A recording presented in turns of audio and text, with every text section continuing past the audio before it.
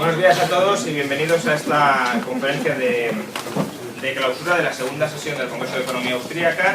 Nos queda la sesión de la tarde, que será el plato fuerte de todo el Congreso, porque tendremos la mesa redonda con Robert Hicks, entrevistado por el presidente del Instituto, Gabriel Calzada, y tendremos también una conferencia de una de las personas más queridas en el Instituto, que todavía no ha participado nunca en el Congreso de Economía Austríaca, que es Miguel Ancho Bastos, con lo cual os recomiendo encarecidamente que asistáis a la sesión de la tarde. De momento, pues, ¿qué vamos a hacer? Mi propósito con esta charla, que se titula ¿Por qué el patrón oro más allá de la estabilidad de precios?, es cuestionar o ampliar la visión de por qué el patrón oro suele ser defendido por los liberales, o por qué el oro como dinero es una buena receta.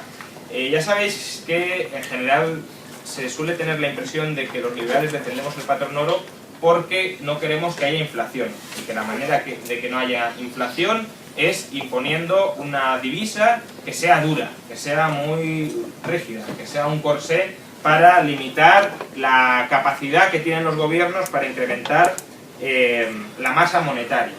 Y aunque la tesis tiene algo de razonabilidad, no lo es ni mucho menos todo, ni es ni siquiera lo más importante. Os voy a mostrar antes de empezar tres gráficas para que veáis a qué me estoy refiriendo. La primera es el poder adquisitivo de una unidad monetaria de dólares o de libra. Tenéis un primer periodo, que es el periodo de patrón oro clásico, y un segundo periodo, que es el periodo donde al menos el patrón oro no está siempre presente. Es verdad que hay ciertos episodios de estabilización monetaria ligado al oro, por ejemplo la década de los 20, por ejemplo en parte Bretton Woods, pero en general ya el patrón oro clásico ha sido abandonado. Y claramente veis que la estabilidad del poder adquisitivo de una unidad monetaria de dólares o de libras es, valga la redundancia, mucho más estable en el primer periodo, hasta 1914, que en el segundo. De hecho, en el primer periodo hay una fase, hay una etapa en la que también parece que se parezca mucho al comportamiento del papel moneda, que es esos años, la línea azul, durante los años 61, 65 aproximadamente, y es que fue un periodo de papel moneda, porque fue la guerra de secesión estadounidense donde se abandonó el patrón oro. Por tanto, en general, cuando hay patrón oro, el poder adquisitivo de la moneda es verdad que es más o menos razonablemente estable.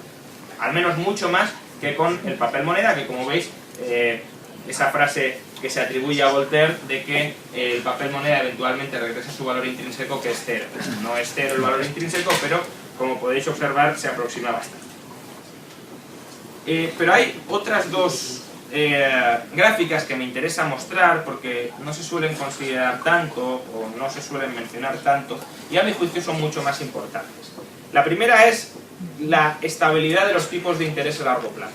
Fijaos cómo los tipos de interés a largo plazo, tanto en Estados Unidos como en Reino Unido, durante el periodo de patrón oro clásico, son mucho más estables. Y de hecho, de nuevo, el periodo de inestabilidad marcado en Estados Unidos se corresponde con la guerra de secesión, pero en Inglaterra, que fue el país, el centro del mundo del patrón oro clásico, veis que prácticamente es una línea recta. Ahí es verdad que hay cierta fluctuación, es normal que la pueda haber, porque si varía la preferencia temporal, la versión al riesgo de los agentes, pues el tipo de interés a largo plazo puede variar, pero en general son cambios muy lentos y con muy pocas oscilaciones a corto plazo. ¿Bien? Son cambios de largo plazo, de grandes tendencias a largo plazo. En cambio, cuando se abandona el patrón oro clásico, fijaos que los tipos de interés a largo plazo entran en un periodo de inestabilidad permanente.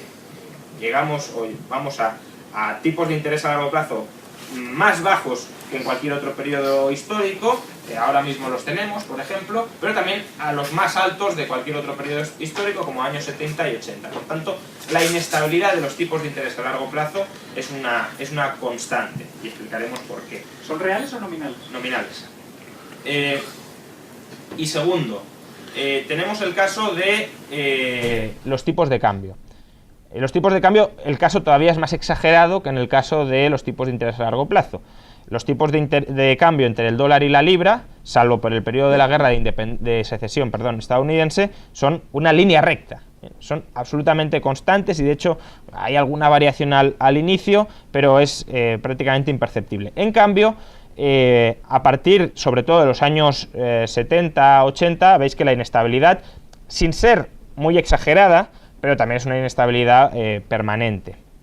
Bien, entonces, al final lo que estamos viendo es que patrón oro sirve para regular tres tipos de cosas: precios, tipos de interés y tipos de cambio. Al final todos son precios, porque el tipo de cambio es el precio de una divisa con respecto a otra, y el tipo de interés es el precio, pues, si lo queréis, del tiempo, del riesgo y de la liquidez. Pero se suele pensar solo en el precio de los bienes de consumo, como lo más importante que regula el patrón oro, ¿no? Y de hecho, la visión más extendida de por qué el patrón oro es útil, es valioso, es recomendable, es lo que podríamos llamar, lo que por ejemplo el profesor Antalfequete ha llamado la teoría negativa sobre el patrón oro. Es decir, el patrón oro es necesario por lo que impide hacer, por lo que restringe hacer. El patrón oro es una camisa de fuerza porque, entre otras cosas, impide o limita el crecimiento de la oferta monetaria. Y al limitar la oferta monetaria, garantiza la estabilidad de precios o una ligera deflación. Ayer tuvimos, de hecho, este debate con Bitcoin. Bitcoin, algunos decían, es buena porque está limitada a 21 millones de unidades, y eso garantiza que no vaya a haber inflación y que incluso se pueda programar una cierta deflación. También, al limitar la oferta monetaria, se impide la sobreexpansión del crédito bancario. Si tú no puedes crear dinero de la nada para prestarlo, pues estás limitando que se extienda ese crédito artificialmente abaratado. Y luego también maniata a los políticos para depreciar la moneda en cuanto tengan problemas. El patrón oro, al ser un patrón de tipos de cambio fijo, impide, bloquea la existencia de depreciaciones como herramienta de política monetaria.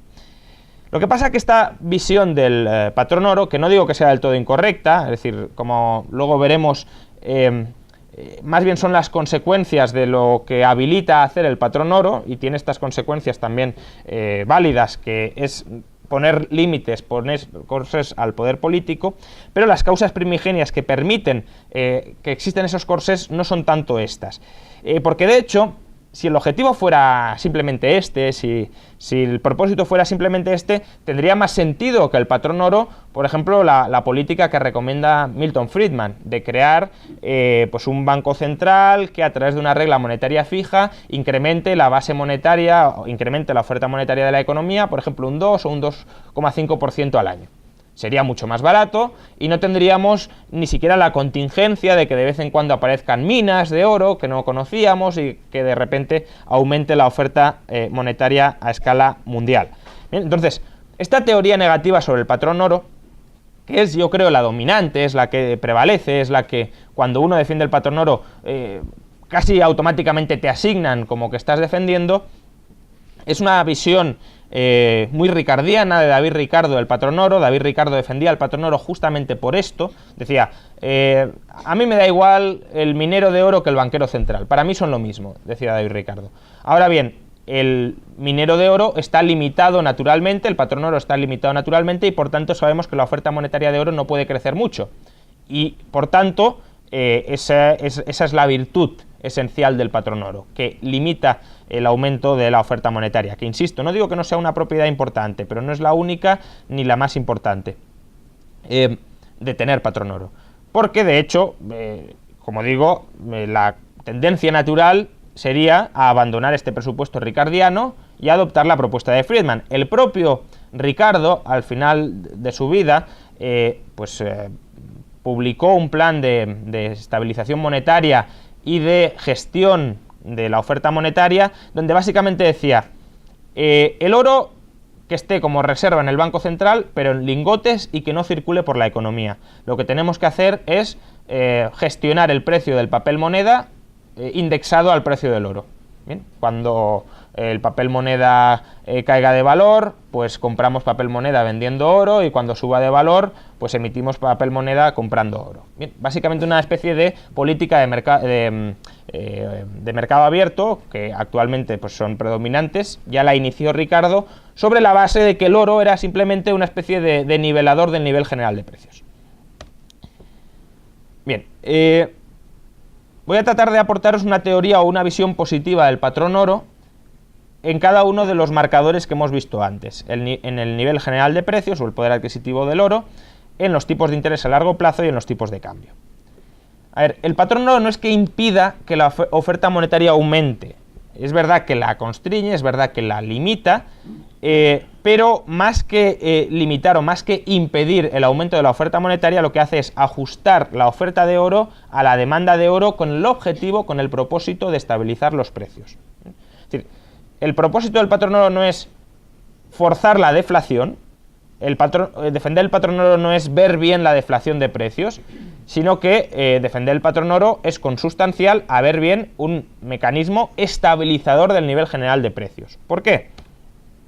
Si la oferta de oro supera la oferta de oro, obviamente a un precio dado, es decir, ¿cuánto vale el oro en términos de poder adquisitivo? Pues X. Si a ese poder adquisitivo la demanda de oro supera la oferta, lo que sucederá es que el precio del oro aumentará. Es decir, que los precios del resto de bienes de la economía caerán, tendremos deflación.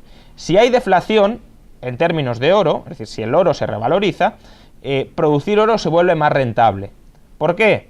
Pues porque producir una unidad de oro, el ingreso de producir una unidad de oro es siempre el mismo, que es una unidad de oro.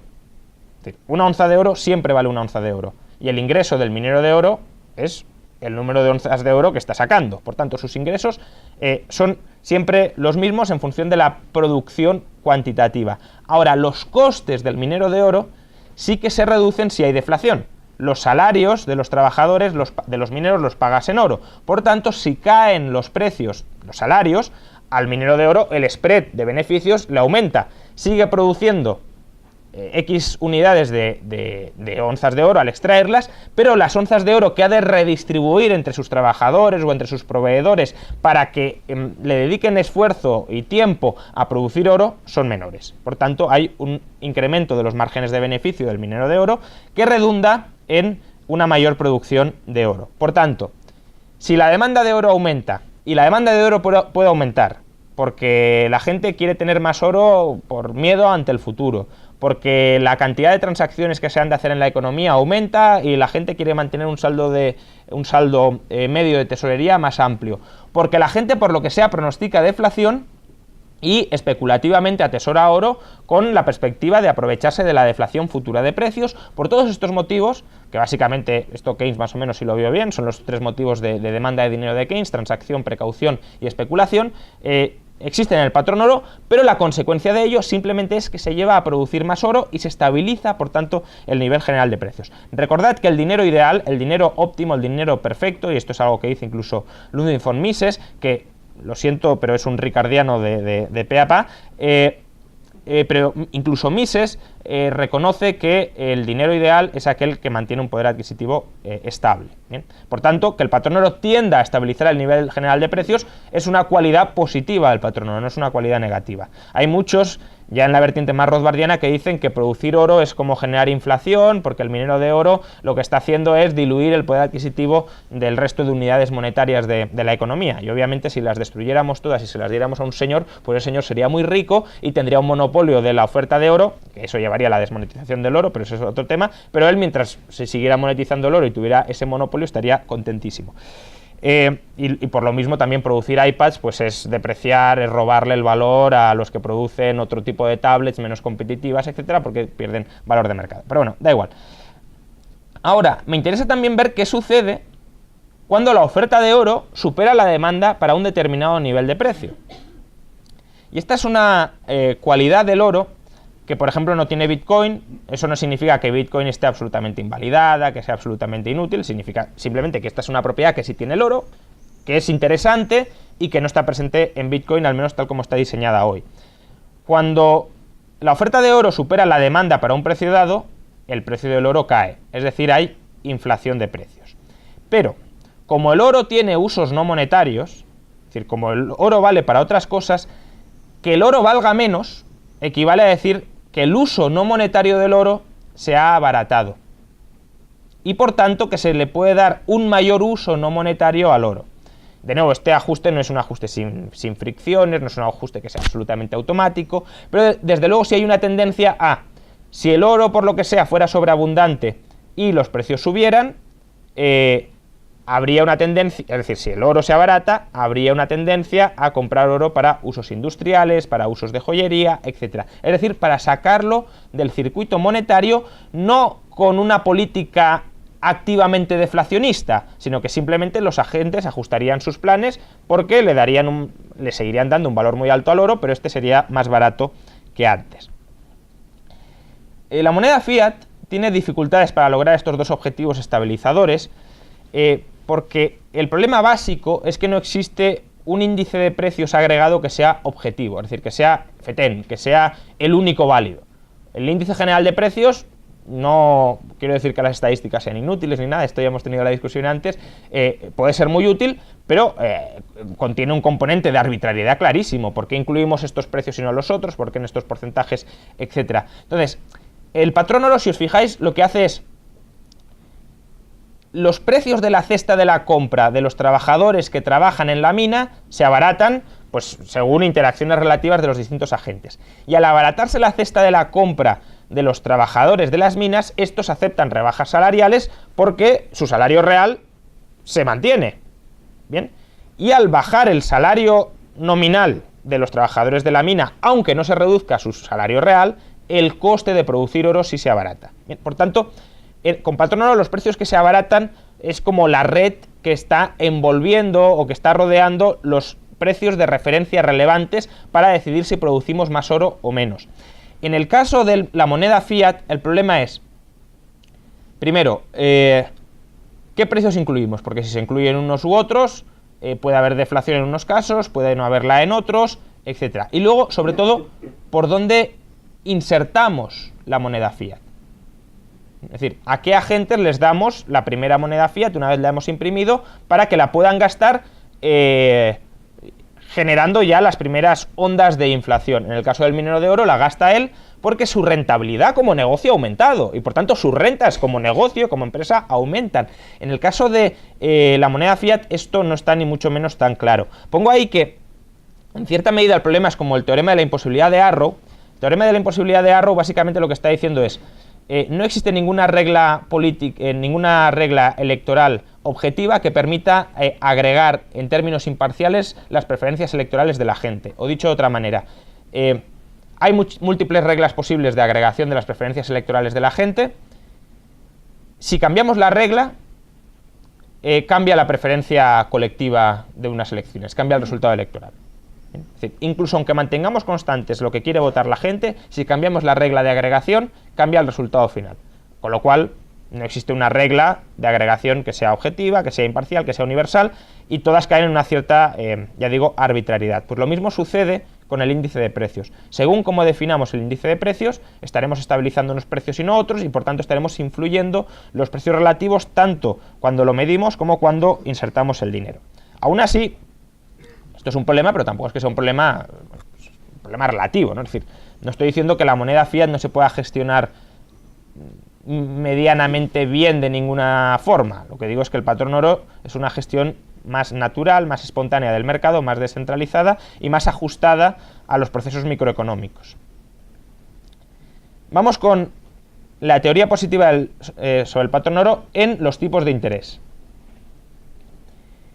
El patrón oro no solo impide que los bancos sobreexpandan el crédito, ahora veremos por qué lo impide o por qué lo limita o por qué lo contingenta apreciablemente, sino que sobre todo, y esto creo que es esencial, les proporciona una herramienta para regular adecuadamente su liquidez. Bien, lo que voy a tratar de demostrar ahora es que efectivamente el patrón oro constriñe a los bancos a que se comporten de manera indisciplinada, pero también les habilita, y esto es lo importante, a que puedan gestionar adecuadamente su liquidez. O dicho de otra manera, aunque el banco fuera muy responsable fuera del patrón oro, no hay garantías de que no caiga sin saberlo en el error. En cierta medida intentaré mostrar que el patrón oro es como la contabilidad, o es lo que habilita la contabilidad del banco. Bien, y por tanto, sin patrón oro se pierde la brújula para saber si está obrando bien o está obrando mal. Vale, ¿por qué impide la sobreexpansión del crédito? Primero, aquellos bancos que se endeudan a corto plazo y presten a largo, que es la manera en la que se expande el crédito, verán reducir sus reservas en la Cámara de Compensación Interbancaria. ¿Esto qué significa? Imaginad que yo soy un banco y le presto una hipoteca a 40 años a un señor. Bueno, pues de esa hipoteca, ese señor mes a mes me va a pagar una cantidad muy pequeña de dinero. En cambio, imaginad que yo soy otro banco que le presta a otro señor la misma cantidad de dinero, pero a corto plazo. Bueno, ese otro señor me tendrá que pagar a corto plazo toda la suma del dinero que le he devuelto, que le he prestado, perdón. En cambio, el hipotecado no. Con lo cual, en los saldos entre bancos, el dinero que se deben los bancos entre sí, según los pagos se hayan difuminado por la economía, el banco que haya sobreexpandido el crédito a largo plazo, que haya prestado mucho a largo plazo, tendrá saldos adversos de tesorería en la Cámara de Compensación Interbancaria. ¿Esto qué provoca? Que esos saldos, ¿en qué se pagan? Se pagan en oro. Por tanto, si el banco que presta a largo plazo no tiene reservas de oro suficientes para hacer frente a sus saldos adversos, a sus saldos negativos en la Cámara de Compensación Interbancaria, será forzado a caer en suspensión de pagos por la propia competencia, por sus acreedores bancarios, por los otros bancos a los que le debe dinero en la Cámara de Compensación Interbancaria. Y como esto se sabe, hay una tendencia a una cierta prudencia por parte de la banca, o se imprime una cierta prudencia en la banca. ¿Por qué? Porque no hay un prestamista de última instancia que te pueda rescatar ilimitadamente. Ahora mismo, si sucede esto, que también sucede, ¿cómo se salda esa diferencia negativa? Es decir, si un banco le tiene que dar a otro una cantidad de euros y no los tiene, ¿cómo se salda esto? Con un préstamo interbancario. El banco al que le tiene que dar euros le dice, oye, te doy un crédito a un día al 1% de rentabilidad o de interés. Y por tanto, el banco que está endeudado con otro banco difiere, retrasa el momento de su pago. Y lo está difiriendo, lo está retrasando continuamente. Me diréis, ¿y por qué el banco no es más inteligente y no le fuerza a caer en suspensión de pagos? Porque obviamente, más allá de ganar un 1%, lo que le interesa hoy al banco que puede forzar la suspensión de pagos de la competencia es que la competencia desaparezca. Bueno, aparte de que el negocio bancario es un negocio muy interrelacionado y no está claro que la quiebra de un banco beneficie realmente a otro, pero sobre todo porque hoy existe un prestamista de última instancia que se llama Banco Central. Con lo cual, si un banco en el sector privado no le extiende un crédito interbancario a otro, el banco que está falto de liquidez puede acudir al Banco Central y obtenerlo. Por tanto, es una estupidez por parte de la competencia no extender créditos a sus rivales porque no van a quebrar, no van a caer en suspensión de pagos y van a dejar de ganar el interés que el rival les pagaría a través del crédito interbancario. Bien. Con patrón oro, aunque el Banco Central quiera rescatar a los bancos extendiéndoles créditos, su margen para hacerlo es muy limitado, porque el propio Banco Central está sometido al patrón oro. Y si se pasa al Banco Central prestando a largo plazo, el propio Banco Central puede caer en suspensión de pagos. Hoy, obviamente, con moneda fiat es imposible, porque el Banco Central puede manufacturar moneda fiat.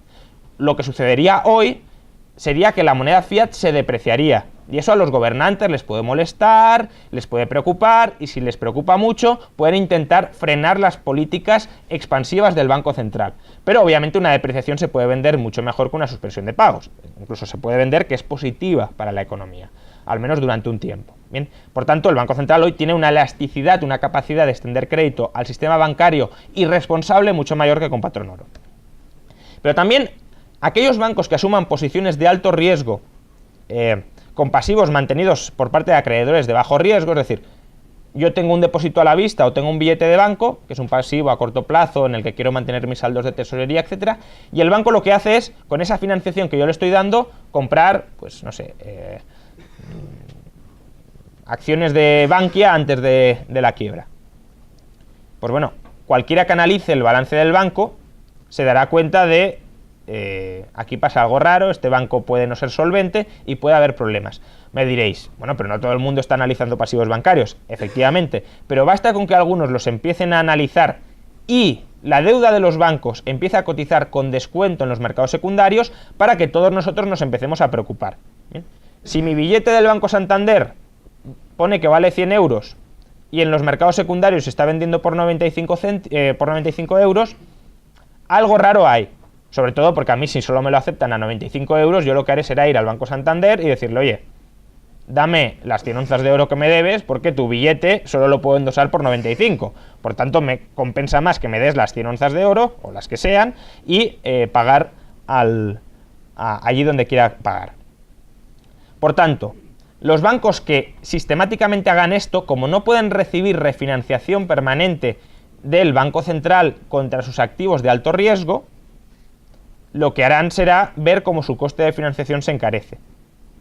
Para emitir deuda, aunque sean billetes o depósitos, les saldrá mucho más caro que antes. Y eso también constriñe esa capacidad de descalzar riesgos por parte del sistema bancario.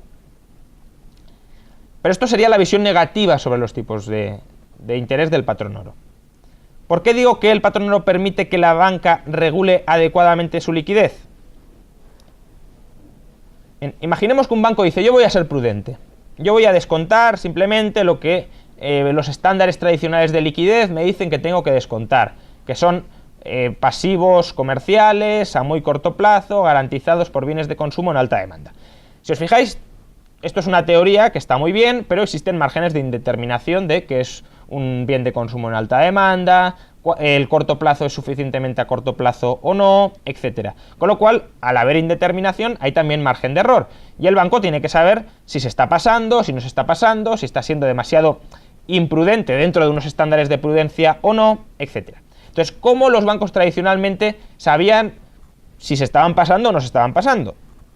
Pues aquellos bancos que veían reducir sus reservas de oro por debajo de aquel nivel que ellos creían, a su vez prudente en función de la experiencia histórica, decían, bueno, yo aunque tenga un saldo de tesorería de 1000 onzas, nunca me han venido los clientes a pedir más de 300, por tanto 1000 ya es un colchón exagerado para desarrollar mi actividad dentro de estos estándares de prudencia. Pues bien, imaginad que el banco dice, yo quiero tener 1000 onzas porque históricamente he tenido 1000.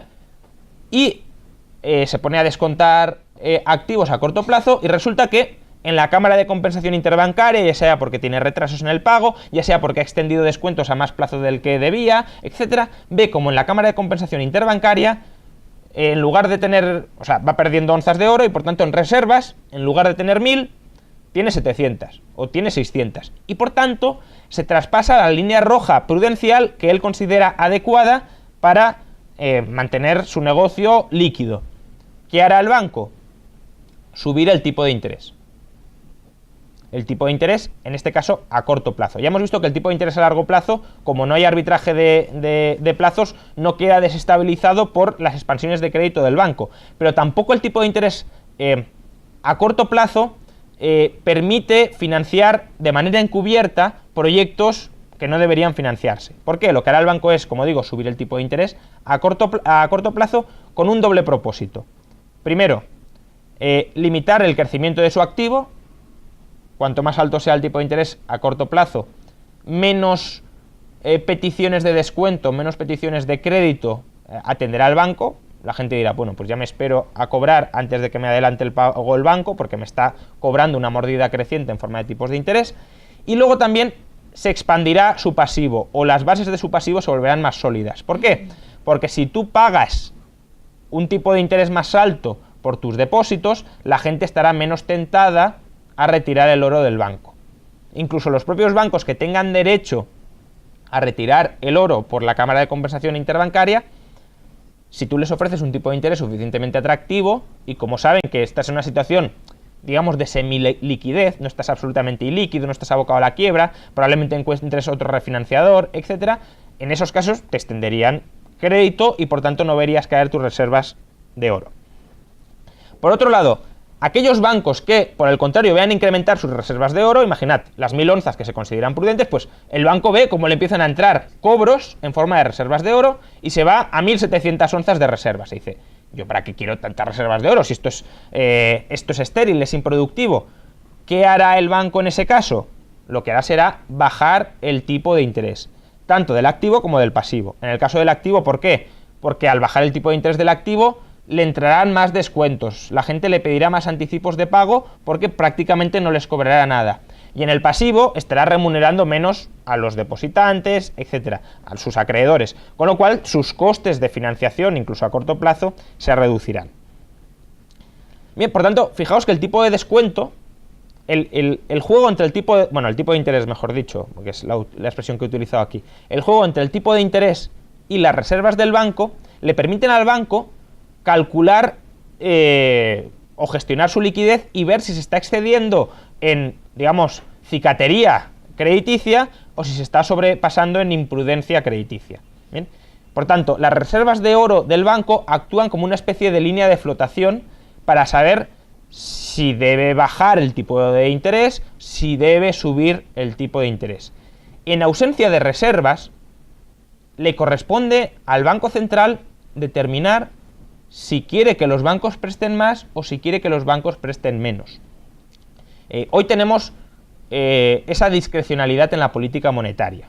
Y eso es tremendamente problemático y de hecho incluso en el mainstream académico tenéis discusiones sobre cómo se ha de regular, en función de qué parámetros se ha de regular la oferta monetaria, se ha de regular la política monetaria del Banco Central. Algunos dicen, nos tenemos que fijar en el índice general de precios, que es un referente bastante desacreditado en esta última crisis, porque ya sabemos que puedes tener inflación de activos sin tener inflación de bienes de consumo, y eso te puede provocar o te puede inducir una excesiva laxitud en la política crediticia del Banco Central. Pero otros te dicen que la M2 no crezca más de un 6% al año. ¿Y por qué la M2 y no la M3 o no la M1? ¿Y por qué un 6 y no un 3 o un 10? Y otros, como ahora la Reserva Federal, te dicen hay que ser laxos en la política monetaria mientras el paro esté por debajo del 6%, que ya me diréis qué tiene que ver el paro con la gestión de la política monetaria y de la liquidez del propio sistema bancario que debería supuestamente regular el Banco Central. ¿Bien? Por tanto, no hay claramente un proxy adecuado para gestionar hoy la política monetaria. Otros te dicen el PIB nominal, es decir, que el PIB nominal crezca todos los años un 4 o un 5%, y si hay deflación se ha de expandir más para compensarla, si hay falta de crecimiento hay que inducir inflación para que el PIB nominal crezca, etc. ¿Pero por qué el PIB nominal? Y ya hemos visto que el PIB nominal pues a lo mejor puede ser un proxy de la renta agregada y por tanto de los pagos que se efectúan en la economía o que se han de efectuar en la economía, pero de nuevo pues el PIB tiene un cierto componente de arbitrariedad como lo tiene también el IPC y por tanto sigue siendo problemático incluso eso. Entonces, la moneda fiat con reglas discrecionales, es decir, con falta de reglas y con autonomía del banquero central, no puede sustituir al patrón oro como herramienta de gestión de la liquidez bancaria. Al final, el banquero central con política discrecional gestiona la liquidez como le da la gana y porque le da la gana. No hay un parámetro, digamos, objetivo, imparcial, que esté coordinado con el resto de la economía, que le permita a su vez coordinar la liquidez bancaria con la del resto de la economía. En principio, podríamos pensar que una moneda fiat sometida a reglas fijas, lo que quería Friedman, es decir, básicamente le damos a la imprenta, la encerramos en un cuarto y echamos la llave del océano para que nadie pueda entrar, podría desempeñar un papel similar. ¿Cuál es el problema de esto? Que obviamente, aparte de plantearnos si la calidad de la moneda fiat es igual a la del oro, pero eso es otro debate, una regla fija, una regla constitucional, por ejemplo, siempre puede ser rota. Las reglas pueden ser incumplidas y puede existir expectativa de que se incumplan. De hecho, por ejemplo, la ley de Peel, que a mí no me gusta nada, a otros les encanta, a mí no me gusta nada, creo que se cargó la banca libre, la escasa banca libre que había en Inglaterra, pero es otro debate. La ley de Peel era una regla muy rígida y se suspendió, cada crisis financiera se suspendía. ¿Por qué? Porque había presiones para suspenderla. Y de hecho las propias cláusulas constitucionales suelen incluir excepciones para, en estos casos, podemos suspender. E incluso el propio Milton Friedman te diría que tiene que haber excepciones. Por ejemplo, en una gran depresión, él te defendería que el Banco Central tiene que ser generoso a la hora de expandir la oferta monetaria para evitar el desplome del sistema de pagos. Por tanto, las reglas se pueden suspender y esa expectativa se puede incorporar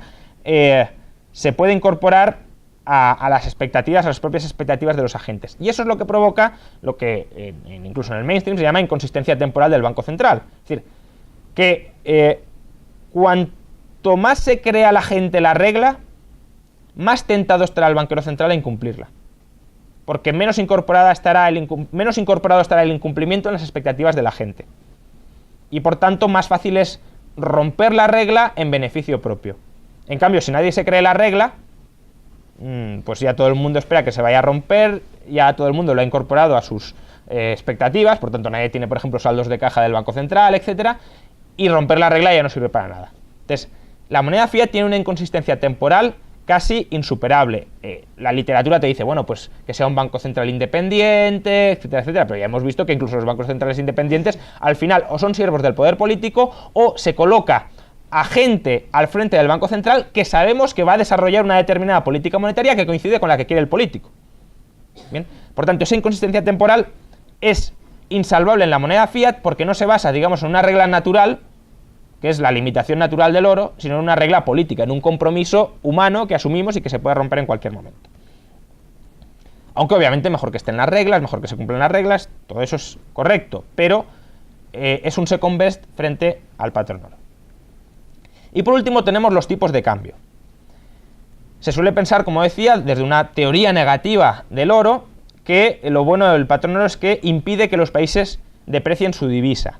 Pero no solo impide que los países deprecien su divisa, lo que proporciona el patrón oro, y esta es la visión positiva del oro, es que permite unificar la unidad monetaria que se utiliza en todo el planeta. Con patrón oro, o entre aquellos países que utilicen el patrón oro, no hay diversas divisas, hay distintos nombres de llamar a una misma divisa.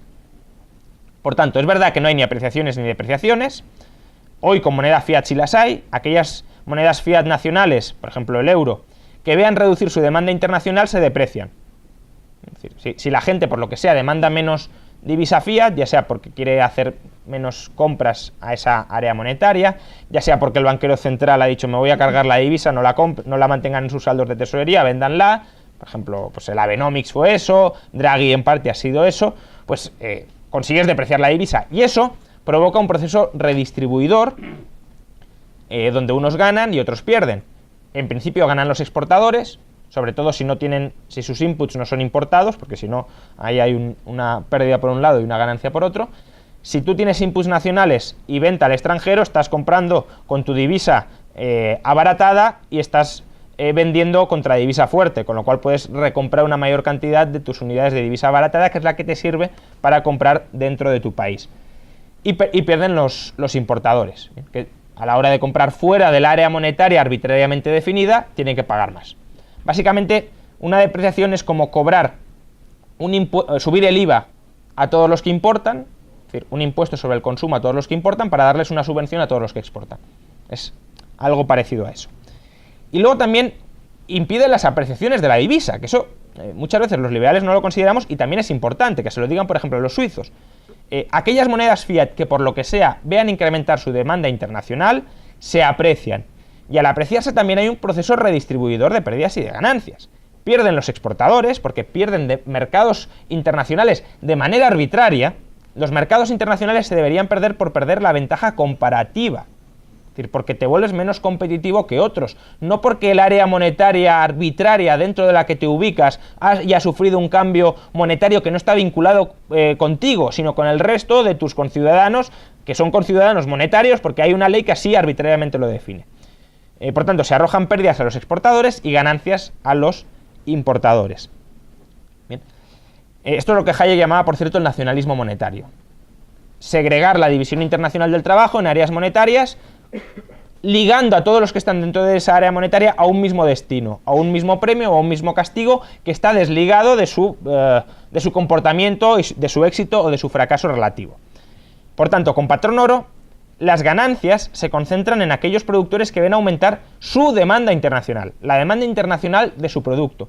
Y cuando hablo de demanda internacional, me refiero a la demanda nacional más la no nacional, porque al final con patrón oro, un bien está en el mercado mundial, salvo bienes que sean propiamente locales, que no se puedan transferir, etc. Por tanto, los bienes están en el mercado mundial y su demanda no es la demanda española y la demanda francesa, es la demanda de todos. Entonces, aquellos productores que vean su demanda mundial aumentar, ganan más rentas, y aquellos que las vean disminuir, pierden, con independencia de lo que haga tu vecino. Con moneda fiat, lo que haga tu vecino sí es importante. ¿Por qué? Porque si tu vecino fracasa, la moneda se podría depreciar, si es, por ejemplo, un player muy importante, y a ti te podría perjudicar, sin ninguna razón de ser. Pero esa es la visión negativa del patrón oro. La visión positiva, que permite unificar la moneda mundial. Con moneda fiat no existe un liquidador último de las deudas entre países. Si yo le compro a Estados Unidos y Estados Unidos compra a Europa, hay saldos entre Estados Unidos y Europa, pero que no se pueden liquidar en nada. ¿Por qué? Porque uno te debe en dólares y el otro te debe en euros. ¿Cómo compensas eso? De ninguna manera, porque no hay una divisa, una unidad de cuenta que sea común a todas ellas.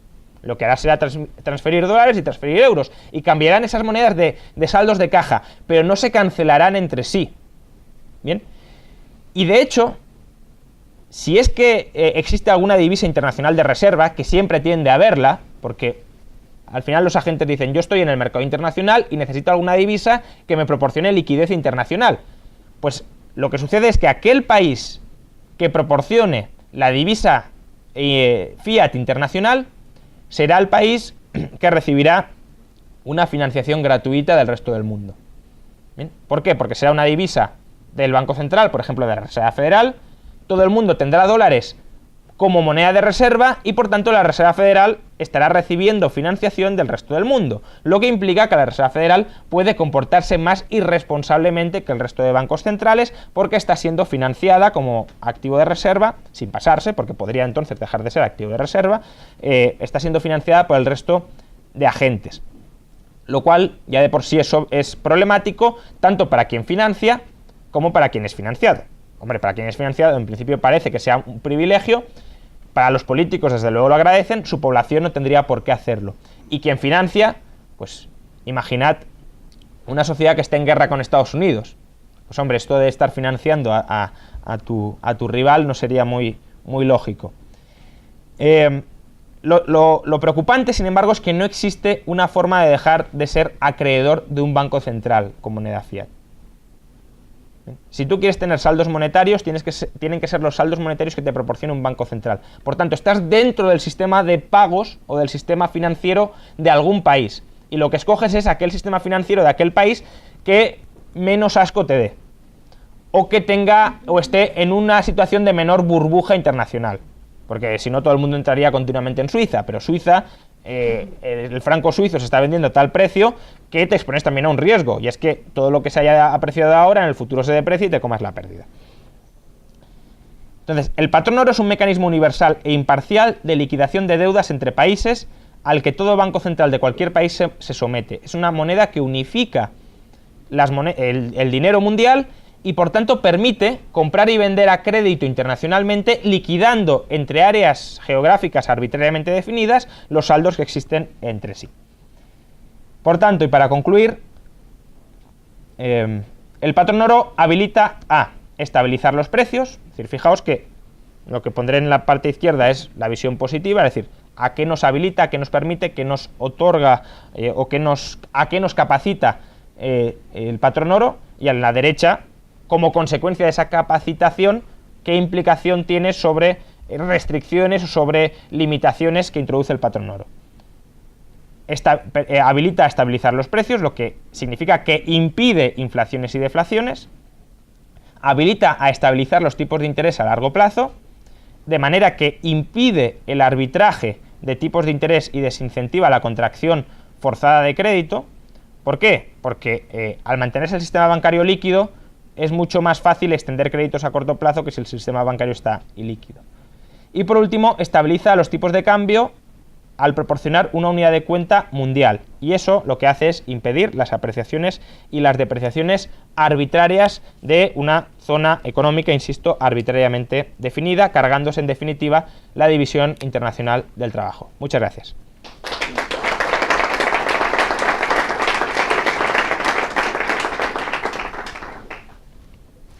Abrimos el turno de preguntas. ¿No crees que la visión que se da del dinero es una visión centralizada? Cuando antes, en el siglo XIX, existían un país, muchos dineros y muchas monedas compitiendo entre ellas. No, en el siglo XIX fue la época de mayor unidad monetaria mundial. Lo que sí que había es muchas formas distintas de llamar a ese oro en función de las deudas en oro dentro de cada país, cómo se denominaran. Tenías una deuda en oro que se llamaba dólares, tenías una deuda en oro que se llamaba francos, tenías una deuda en oro que se llamaba libras, pero el nombre, lo que cambiaba, o donde cambiaba, era en el pasivo del sistema bancario y del Banco Central, que era pasivo convertible en oro. Sí, pero sobre todo a finales del 19 hay una unificación en parte políticamente inducida, es otro tema, ya es una unificación internacional del patrón oro y prácticamente la plata se desmonetiza, salvo en China y pocos más. Muchas monedas compitiendo entre sí. Sí, tenía... Una moneda, o sea, más que compitiendo, complementándose. Tenías el oro para grandes pagos, tenías la plata para pequeños pagos y tenías el cobre todavía para pagos más complementándose, pequeños. pero esa idea de que tiene que haber un dinero en una nación o en un área, eso es No, claro, a partir de que surgen los bancos centrales. El dinero tiene vocación de universalidad, porque es un bien red que es tanto más valioso cuanto más usado sea. Lo que pasa que eso no quita que pueda haber segundos dineros como precaución. ¿Por qué? Pues porque poner todos tus huevos en la misma cesta de una misma red pues puede implicar un cierto riesgo en algunos casos.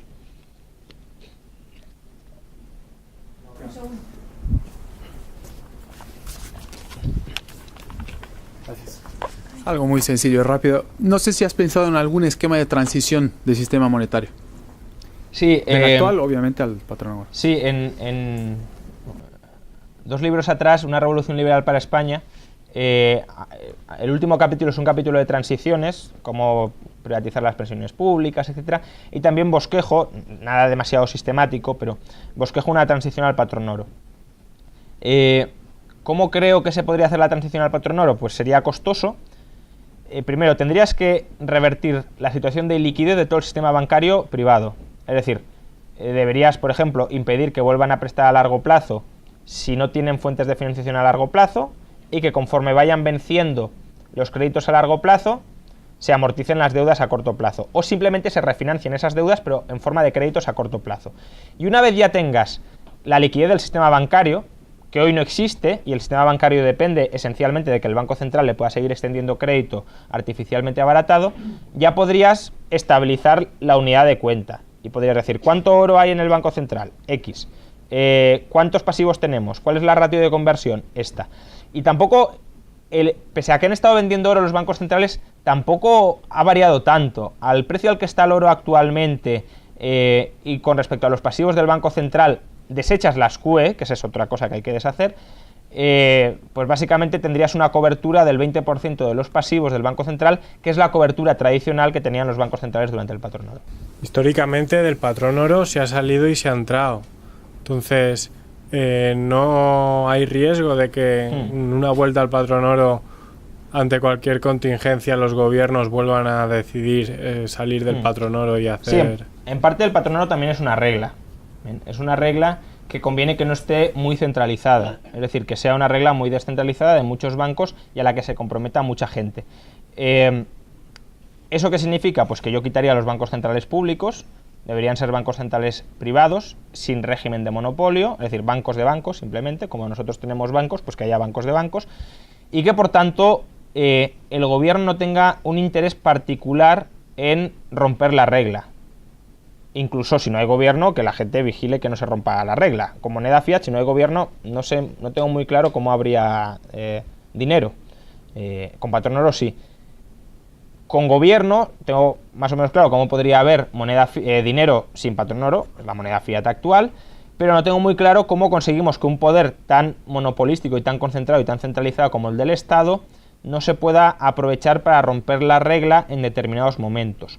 Es verdad que si tienes una ciudadanía muy vigilante, que trate de limitar el poder público, etcétera, se podría lograr, pero es que, por desgracia, muchas veces esa misma ciudadanía, al ver la unidad monetaria como una herramienta de socialización de pérdidas y ganancias, pues es muy conducente a permitir que sobre todo si están sobreponderados los deudores a los acreedores, es muy conducente a permitir que se quebranten las reglas. En cambio, descentralizadamente, el quebrantamiento de reglas, como que no hay tanta coalición de deudores para permitirla. Podría suceder, por supuesto, pero creo que es menos probable. Pero sí, históricamente es un problema que el patrón oro se pueda abandonar y se ha abandonado en numerosas ocasiones. Lo que pasa que siempre que se ha abandonado históricamente ha sido con la idea de volver a él.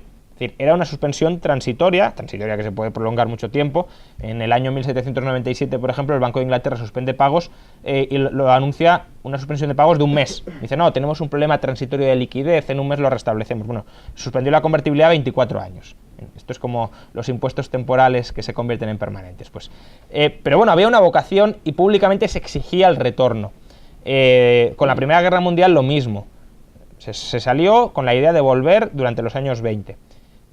Lo significativo del periodo actual es que se ha salido sin ninguna intención de regresar, incluso tachando de locos a los que proponen una estabilización monetaria que conduzca a estos tres precios, tipos de interés y tipos de cambio que se puedan estabilizar naturalmente a través del patrón oro.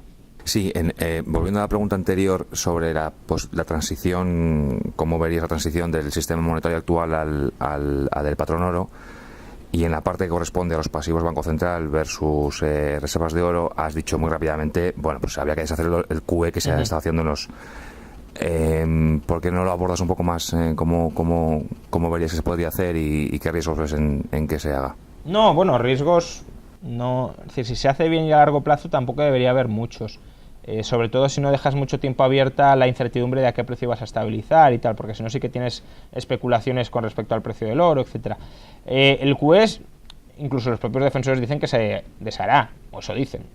¿Cómo se deshará el QE? Pues conforme vayan vendiendo los créditos que han comprado, los cobros que recibirán para amortizar los créditos se compensarán con los pasivos emitidos, o más bien esos créditos se saldarán con los propios pasivos emitidos. Entonces, así desharás el QE. ¿Que es algo a muy largo plazo? Sí, pero es que yo en el libro planteo una transición al patrón oro en 40-50 años, no nada de en 2 tardes. Por tanto, me parece mucho más preocupante deshacer el descalce de plazos masivo de la banca, que estamos hablando de hipotecas a 40 años, etcétera, que el QE, que tiene un tamaño pues importante, pero relativamente menor frente al descalce de plazos bancarios. Por comentar algo, está todo muy bien, obviamente. Cuando habláis de que la banca hace un descalce de plazos brutales con hipotecas a 40 años, es una imagen incompleta. La banca no solo tiene los depósitos a la vista e hipotecas a 40 años. La banca da primero esas hipotecas a 40 años, pero luego saca cédulas hipotecarias o las recoloca como hizo los CDOs o todo eso. O sea que es difícil. A mí realmente me gustaría saber, más allá de nuestra teoría, cuánto descalce de plazos hace realmente la banca comercial. No, bueno, eso es mirarte un balance de un banco y lo ves. Es verdad que tiene... La banca española, en ese sentido, no ha sido la más imprudente del mundo porque ha colocado muchas cédulas hipotecarias. Aún así, las cédulas hipotecarias suelen ser a 10, 15 años. Son siempre de menos plazo. Pero sí, pero bueno, aún así está bastante calzado. Solo tienes, digamos, un riesgo de refinanciación, no mucho si continuamente, pero aún así, es decir, todo el activo es prácticamente activo a largo plazo, no tienen casi nada de activo a corto plazo, y en las fuentes de financiación tienes una parte que, bueno, ahora no tengo las cifras, pero como mucho será 1/3 de pasivos a largo plazo y el resto son pasivos a corto. Es decir, el fondo de maniobra es masivamente negativo. No es tan negativo como lo que podría parecer si decimos lo único que hace es captar depósitos y prestar a largo plazo, pero no se va la imagen mucho de eso. Y de hecho, si te vas a la banca comercial estadounidense, por ejemplo, pues tienes esencialmente eso. Si quieres reforzar otra cosa, es el patrón oro. O sea, volvemos, solo hay dineros y sustitutos monetarios que son deuda. Con un patrón oro, al menos la deuda está definida en función de oro. Está definida. Con un dinero fiat, la deuda queda definida en función de otra deuda, la cual queda definida en función de ¿qué? De nada. De nada, o hay un problema ahí de autodefinición.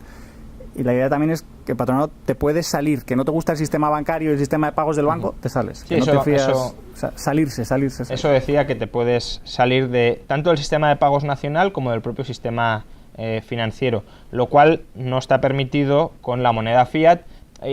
Esto lo suelo contar a mis alumnos y muchos se quedan un poco sorprendidos, pero es importante que visualicéis cómo la moneda fiat os encierra dentro de un mecanismo de financiación de deudores perversos. Imaginad que vosotros sois acreedores de un banco, es decir, de un banco comercial, que tenéis un depósito a la vista y que miráis el balance de ese banco y decís, uy, este banco está lleno de basura, es Caja Castilla-La Mancha, es Bankia, es lo que sea, me pueden pagar, imaginad que no hay rescates estatales, etcétera, me pueden pagar, por tanto, quiero dejar de financiar estos proyectos, porque al final la soberanía del acreedor del banco, del ahorrador líquido, supuestamente líquido, es que puede interrumpir cuando quiera la financiación de aquellos proyectos que no le gusten. Y entonces lo que hace es, obviamente, es ir al banco y decir, quiero sacar mis euros. Y el banco te los da. ¿Qué pasa? Que el banco, a lo mejor después de dártelos, dice, pues yo voy a caer en suspensión de pagos. ¿Qué puede hacer el banco comercial al que le habéis retirado la liquidez? Puede ir al Banco Central y pedir una línea de crédito. ¿Y el Banco Central por qué le podrá dar una línea de crédito incluso sin generar inflación? Porque vosotros tendréis pasivos del Banco Central. Los billetes de euros son pasivos del Banco Central. Es decir, vosotros le habréis dejado de dar crédito al banco comercial, le habréis empezado a dar crédito al Banco Central, y con el crédito que le habéis dado al Banco Central, el Banco Central le podrá dar crédito al banco comercial al que vosotros no queríais financiar. Con lo cual el proyecto de inversión que os parecía tan ruinoso, tan detestable, tan antieconómico, seguirá siendo financiado en última instancia por vosotros y no os podréis escapar de ello. Entonces, ya que culpamos a la gente en general, que está muy bien, podría resaltar que los bancos no solo pierden reservas en la cámara de compensación, y de hecho, si son suficientemente cucos y como son pocos y están bien oligopolizados, pueden evitar perder reservas en la cámara de compensación con tal de pactar entre ellos o vigilarse entre ellos o conseguir que el Banco Central lo supervise. Y entonces el único mecanismo que queda es que la gente le retire la financiación, que los depositantes digan, yo saco mi oro de este banco, ya no me conformo con que otro banco se lleve el oro porque el mío ha expandido, sino... Entonces eso ya requiere conocimiento teórico, monetario, financiero y estar un poco mínimamente atento. Sí, ese es yo creo que es uno de los grandes problemas que tiene el capitalismo, si lo queréis. Por supuesto lo tiene elevado a la enésima potencia si encima le añades Banco Central, reguladores, etcétera. Pero que no hay un mecanismo automático que fuerce la liquidación de las malas deudas. Quizá el mecanismo más automático, como os decía, es la Cámara de Compensación Interbancaria, porque son gestores profesionales de las deudas que están neteándose, están liquidándose cada día y por tanto cada día te sale quién te debe y quién no te debe. Pero el problema ahí ¿cuál es? Que si todos los bancos sobreexpanden el crédito, es decir, si todos los bancos se están comportando imprudentemente, el saldo neto en la Cámara de Compensación Interbancaria puede ser cero. Básicamente, vosotros inundáis de billetes el mercado, o sea, vosotros sois un banco, inundáis de billetes el mercado. Otro banco inunda de billetes el mercado. Llegan todos a la Cámara de Compensación y unos se compensan con otros, con lo cual nadie le debe a nadie. No porque ninguno se haya comportado imprudentemente, sino porque todos lo han hecho.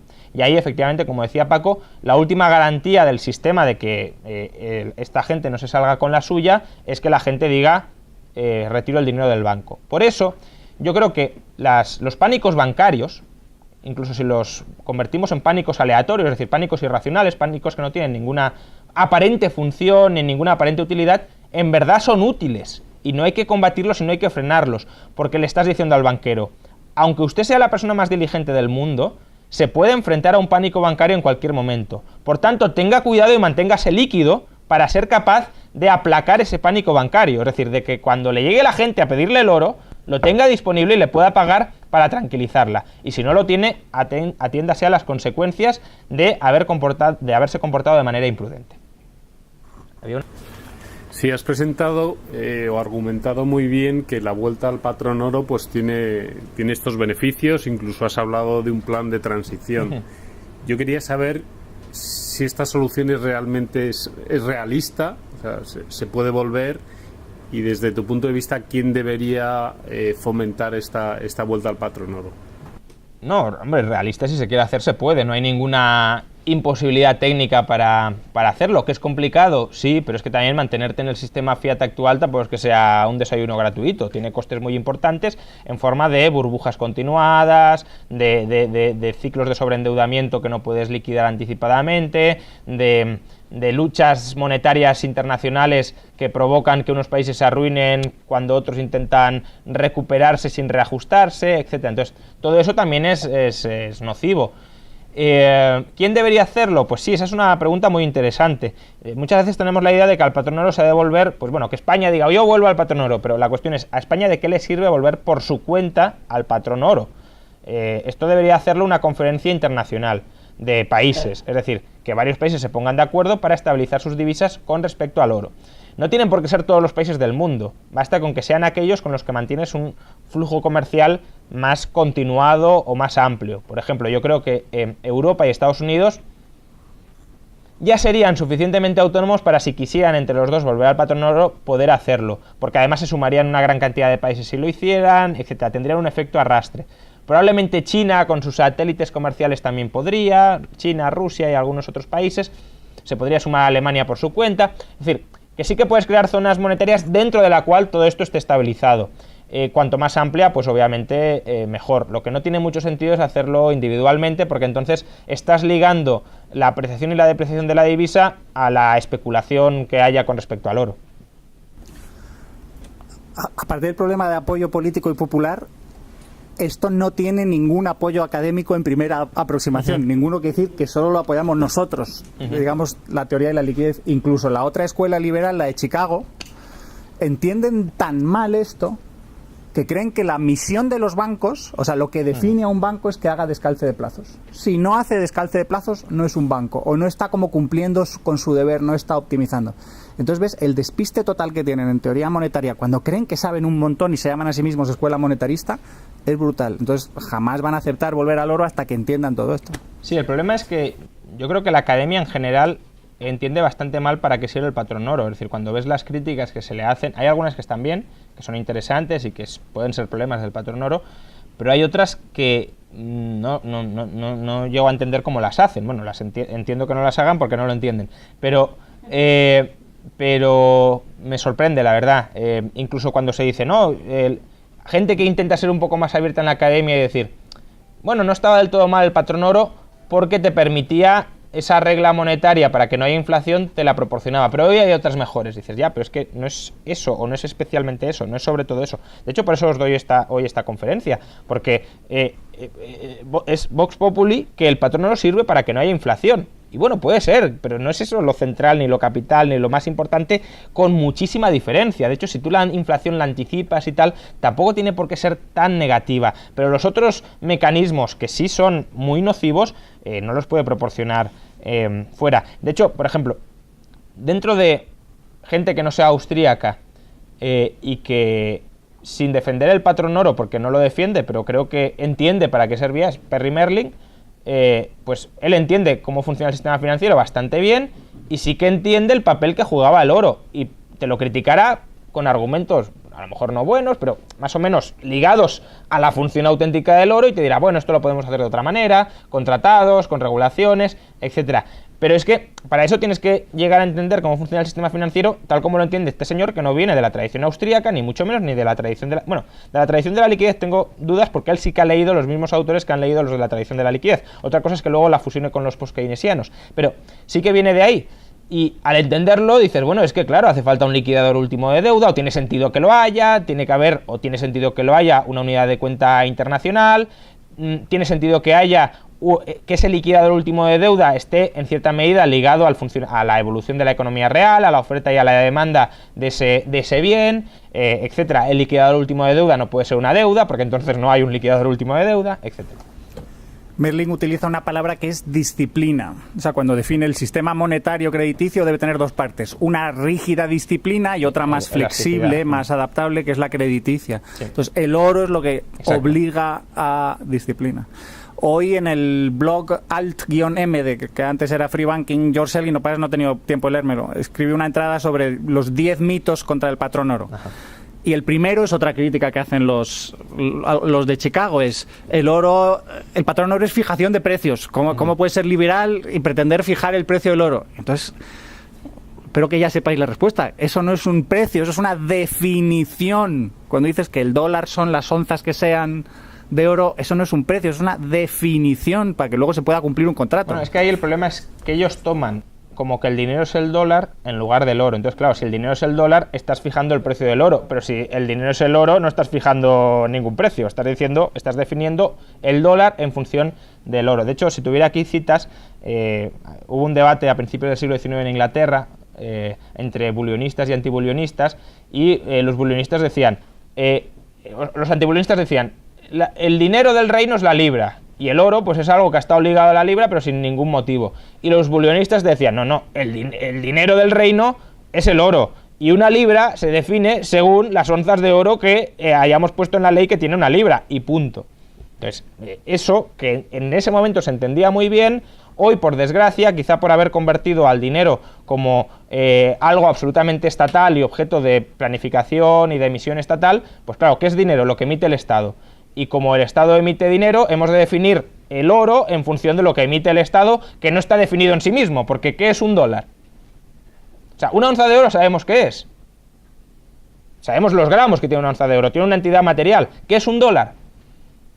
Pues es algo que tiene un cierto poder adquisitivo, aceptado socialmente, pero no está muy claramente definido. Un dólar es un dólar, básicamente. Si no las hay, si no hay nadie muy imperioso con ganas de preguntar, lo podemos dejar aquí. Muchas gracias a todos y nos vemos esta tarde.